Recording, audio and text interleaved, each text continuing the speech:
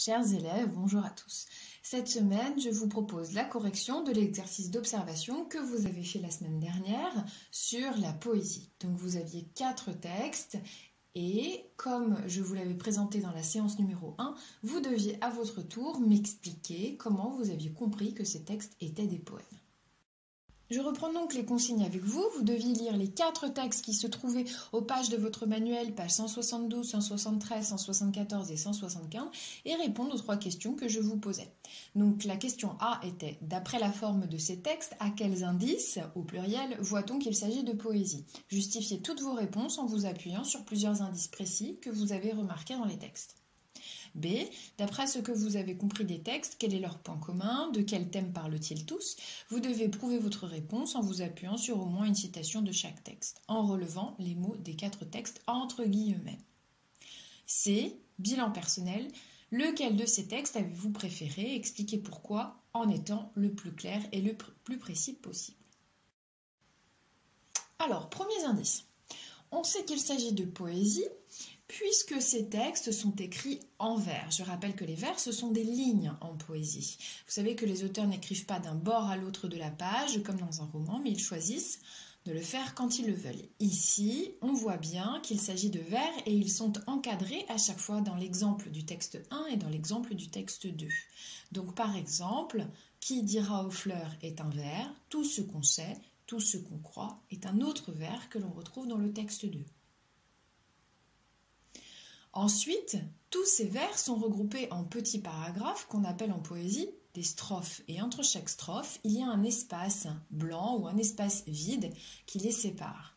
Par exemple, dans le texte 3, vous avez des strophes de 2 vers. Donc, première strophe, dans la forêt étrange, c'est la nuit, c'est comme un noir silence qui bruit. Deuxième strophe, dans la forêt, ici blanche et la brune, en pleurs de lait filtre le clair de lune. Dans le texte 4, vous aviez des strophes de 5 vers. Sur le chemin près du bois, j'ai trouvé tout un trésor, une coquille de noix, une sauterelle en or, un arc-en-ciel qui était mort. Deuxième strophe de 5 vers. À personne je n'ai rien dit, dans ma main je les ai pris et je l'ai tenu fermé jusqu'à l'étrangler du lundi au samedi. Troisième indice. Il y a des sons qui se répètent en fin de vers, c'est ce qu'on appelle des rimes.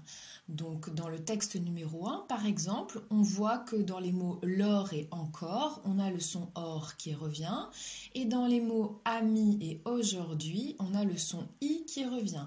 Faites attention ici, les sons se croisent. Vous voyez que le premier son revient au vers 1 et 3, et que le deuxième son revient au vers 2 et 4. On dit que ce sont des rimes croisés. Texte 3, parfois il vient des gémissements doux, des lointains bleus pleins d'oiseaux et de loups.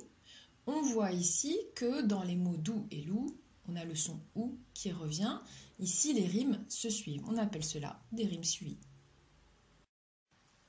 Vous pouviez également vous appuyer sur la ponctuation pour montrer que ces textes ont une allure poétique. C'est-à-dire que vous savez qu'en poésie, on ne va pas nécessairement respecter les mêmes règles que lorsqu'on écrit un roman. Par exemple, dans le texte 4, vous allez retrouver une majuscule en chaque début de vers, alors que cela ne correspond ni à un nom propre, ni à un début de phrase. Sauf pour « sur le chemin ». Mais les autres, ça n'est pas le cas. De la même manière, dans le texte numéro 1, on observe que terre, univers et soleil prennent une majuscule, alors que nous, d'habitude, nous n'en mettons pas. On dirait ici que l'auteur a voulu en faire peut-être des personnes ou leur donner une valeur particulière en mettant une majuscule comme si c'était des noms propres. Pour ceux qui ont regardé la vidéo de la séance numéro 1 et qui ont peut-être un peu plus de facilité, vous avez sans doute remarqué que certains vers étaient composés d'un même nombre de syllabes. Par exemple, dans le texte numéro 2, tous les vers se composent de 8 syllabes. Ce sont des octosyllabes. C'est une technique qu'utilisent les poètes afin de donner du rythme et une forme de musicalité au texte. Ici, je vous propose donc d'observer un quatrain dans lequel j'ai séparé les syllabes afin de vous montrer comment on fait pour compter. C'est un peu difficile, et on fera des exercices pour s'entraîner dans les séances suivantes. Donc pas de panique si vous n'arrivez pas à comprendre. Vous pouvez passer cette image et passer à la suite de la correction. Pour les autres, je vous propose donc ces explications. La nature est tout ce qu'on voit, tout ce qu'on veut, tout ce qu'on aime, tout ce qu'on sait, tout ce qu'on croit, tout ce que l'on sent en soi-même. Alors vous remarquerez que pour le vers numéro 3, on n'a aucune difficulté à séparer les syllabes dans la mesure où chaque mot à peu près constitue un groupe sonore défini et donc voilà, ça me fait 8 syllabes. Tout ce qu'on sait, tout ce qu'on croit.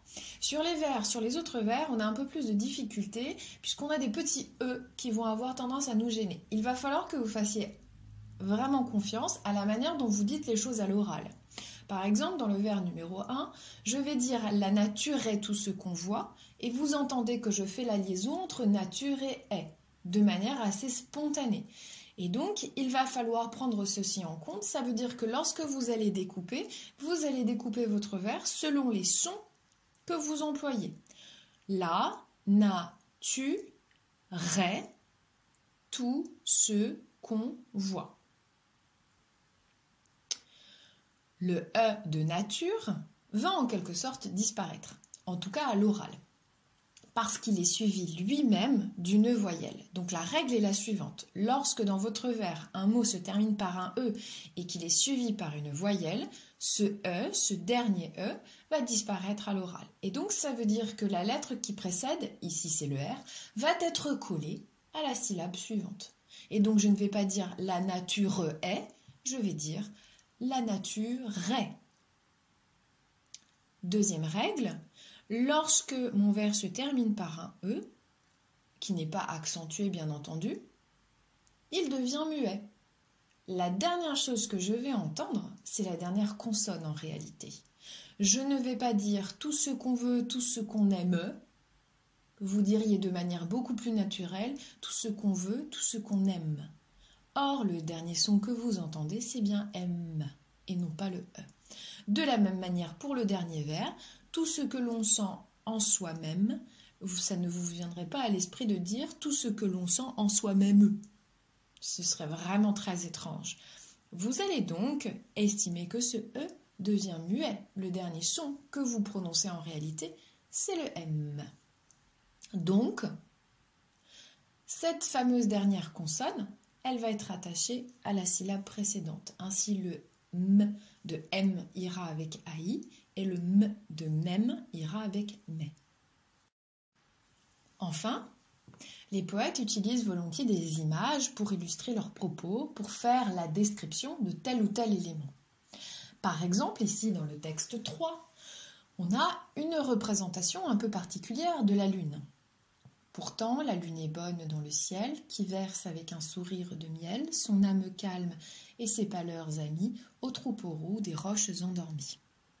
La lune est bonne, elle fait preuve de bonté, elle a un sourire de miel, ce qui signifie qu'elle a donc un visage sur lequel apparaît un sourire et elle a une âme. Elle est décrite comme s'il s'agissait d'un être humain.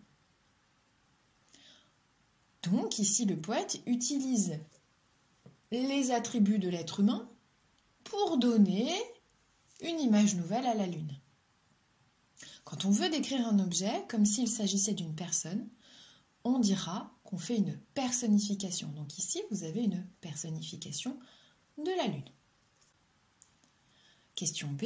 D'après ce que vous avez compris des textes, quel est leur point commun? De quel thème parlent-ils tous? Vous devez prouver votre réponse en vous appuyant sur au moins une citation de chaque texte, en relevant les mots des 4 textes entre guillemets. Vous avez dû voir que le thème commun des 4 textes est la nature. En exemple, on va procéder texte par texte. Dans le texte numéro 1, la poétesse s'interroge sur l'avenir de la nature, comme l'homme ne sera plus sur terre. Par exemple, elle dit: qui dira aux fleurs comment elles se nomment, qui dira de la terre qu'elle est sans pareille et que dans l'univers elle est fleur de soleil. Dans le texte 2, on peut prendre en exemple ceci.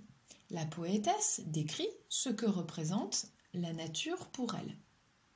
La nature est tout ce qu'on voit, elle est belle pour qui la voit, embrasse la terre, elle t'aime.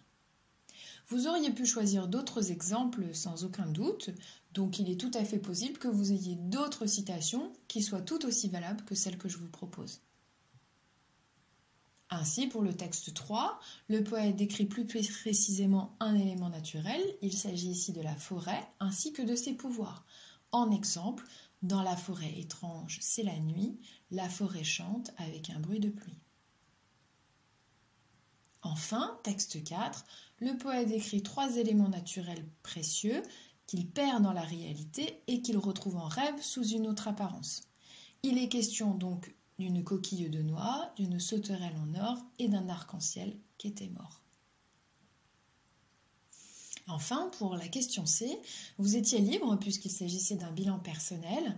Lequel de ces textes avez-vous préféré? Expliquez pourquoi en étant le plus clair et le plus précis possible. J'attendais une réponse développée qui s'appuie sur des citations précises du texte et qui me raconte véritablement ce que vous en avez pensé. Donc elle était valide à partir du moment où vous aviez expliqué pour quelles raisons le poème vous avait plu plus qu'un autre en vous appuyant sur des éléments précis de ce texte-là. Voilà, je vous laisse avec ce corrigé et je vous dis à très bientôt.